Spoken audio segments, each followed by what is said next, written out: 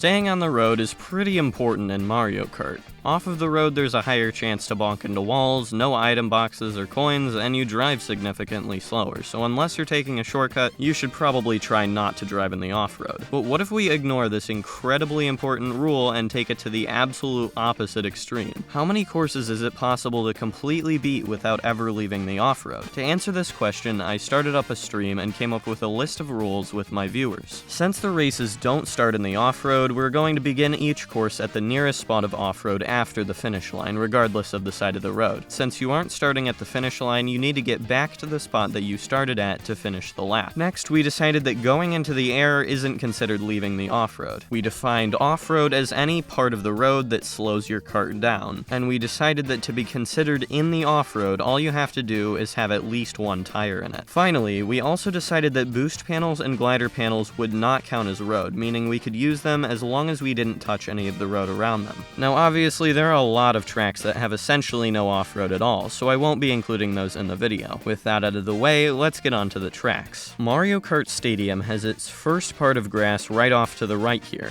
I followed this pretty easily until I got up to this part of the railing that sticks out. I was able to carefully move around it and keep my front tire in the off-road at all times. Once I got around there, it was pretty smooth sailing until I got to the glider. My nearest safe zone to this was the sand shortcut, but this was an island that I wouldn't be able to leave without touching road. In order to get back to the spot where I started, I would have to glide the entire way without touching down once. But luckily, we have a trick up our sleeves: motion glider. By tilting the controller with motion controls on while gliding, you can turn at a much sharper angle and go a lot faster. Doing this allows us to get just enough speed to make it all the way back to the original patch of grass, finishing the course. Then we get to Mario Circuit. There's grass on both sides, so we have the option of using either one. Both sides are completely uninterrupted until you reach this white bridge. The bridge has no off-road around or on it, so if we wanted to continue, we were going to have to get around it. At this point, someone pointed out that the road on the right side is quite a bit higher than the bridge, so it might be possible to jump from there to make it to the off-road on the other side. I got to the top of it and tried jumping off, but I was pretty far away from the other side. I tried it with a kart combo with a higher speed stat, but it didn't change much. The next course that I thought we might have a shot on was Dolphin Shoals. I started off the course by going off to the left and following the edge all the way to the cavern area. From there, I was able to jump off the bit of off-road onto one of the bubble columns, and then I was just able to follow a trail of bubble columns all the way to the off-road on the other side. Then I got down to the off-road in the eel tunnel, but at the end there's a ramp that covers the entire length of the track, which meant that there was no way around this by staying in the off-road. Or was there? AndyBest was able to clip through the wall to end up on this little bit of off-road right out of bounds, but the problem is the off-road is cut off for a little bit exactly where the ramp is. The gap is too large to hop over on its own, and when I mushroomed I would always end up going so fast that I would end up on the road. I tried moving farther back, but the boost still lasted too long, and bonking into this rock didn't help me slow down either because it would just deflect me off to the side, so all out of ideas, I sadly had to give up. Skipping ahead a few courses, we have Bone Dry Dunes. This course has drivable off-road on both sides up until you get to this wood ramp. Both sides get cut off at a really bad place. For the one on the right, you're set back pretty far, so to make it to the next off-road, you would have to jump over not only the ramp, but a lot of road as well. The left side isn't much better, having a fence that completely blocks you from making a jump across the gap. It is possible to clip through this wall here, but there's a Lakitu pickup area that prevents you from making the jump anyway. Excite Bike is a breath of fresh air because it just let me go all the way around with no problems. Then Cheeseland, I started on the right side and followed it all the way until I got to this boost panel. Luckily, the ground gets raised in this part, so I was able to hop onto the panel without touching the road. From there was nothing left preventing me from making it back to the original spot.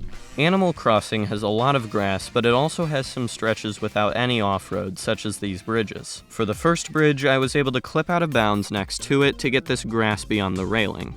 I tried jumping off of this side, but I wasn't able to get enough height to make it over. Similar to Excite Bike, Moo Moo Meadows is covered in grass, which allowed me to complete it easily. On GBA Mario Circuit, I was able to follow the off-road up until this ramp. From here, I was able to hop directly onto the boost panel and make it to the off-road on the raised platform. Then, I followed it around to the other jump, which I was able to make in the same fashion. After that, the off-road is completely uninterrupted until the starting point. Donut Plains looks like it should be possible at first glance, glance due to the large amount of off-road and relative simplicity of the course, but this lake part here has no off-road on the sides or underneath. I tried using this sharply angled grass to get enough height to make it across, but it was facing the wall instead of across the lake, so I couldn't get a decent angle. On Royal Raceway, I was really surprised by just how much off-road the course had. Even on the glider ramp, there was a bit on the sides that I was able to follow, and then I was able to trigger the glider to get down into the grass afterwards. Then from there, there's grass all along the edge of the road until you get back to the finish line. Next up, Grumble Volcano.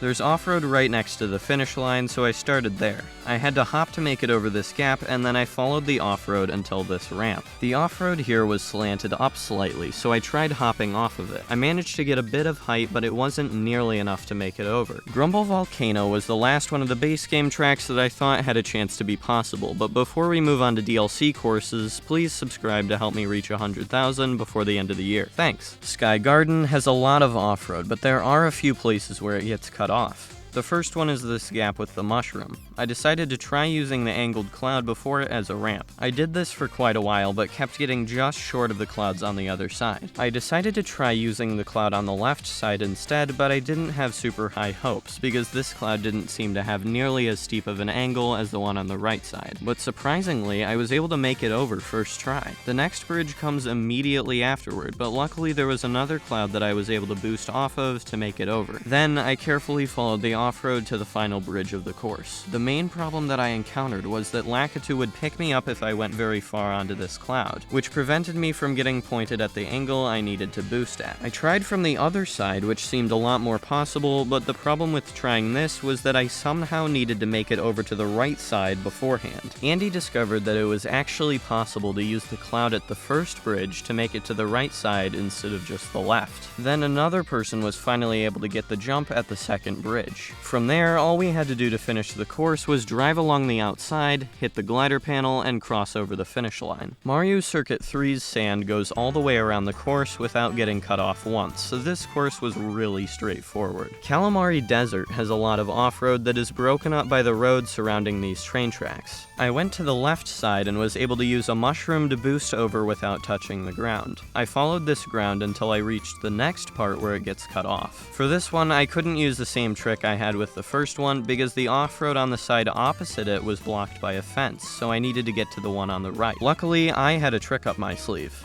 The train. You see, when you run into this train, you get a lot of height, maybe enough to clear the gap from the left side to the right if you hit it perfectly. So I got all set up, waited for the train to come, and managed to hit it at the perfect time on the first try. I was able to finish the first lap, but the thing is, Calamari Desert changes on each lap, so for it to truly be possible, we need to complete all 3 laps, so I continued on. The second lap started off in the same way as the first, with a simple jump over the tracks. I was out of mushrooms at this point, but luckily the change in the second lap happens right before the point at which I would need to do another train jump. But sadly, only a bit farther down the track, I got completely stopped by this tunnel that had no off-road at all. GBA Snowland was the next course up, and it looked somewhat possible. You have to start on the left side because it's the closest by a decent amount, but you eventually do need to make your way over to the right because the left gets completely cut off at the lake. Luckily, my friend Andy was able to find an easy setup to hit this tree after hopping, which allowed him to stay on the snow. From there, you simply follow the off-road around the ice patch while being careful to avoid triggering Lakitu. This ramp has a little bit of off-road on the edge, so I just boosted off of that to easily make it over. At the very end of the course, the off-road stops once again, but this time it didn't really look too promising. There is a bit of snow covering the corner, but it doesn't actually function like off-road, you just go straight through.